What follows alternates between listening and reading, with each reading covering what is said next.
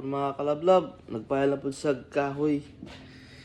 Kuhan ka nga himo ko ng sagbay. Putang pag mga dahon-dahon. Unsa ka ng dahon-dahon. Lagi pahila niya. Ako na yung kitudluan.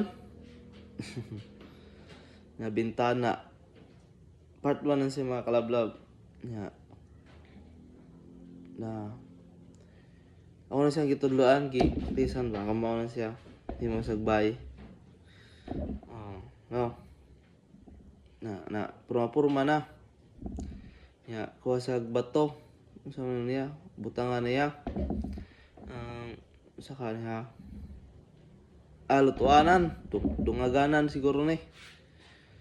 Siguro ni yung kuhan na nagsaminto siya. Lapok ra pa yun. Lapok pa yung siminto.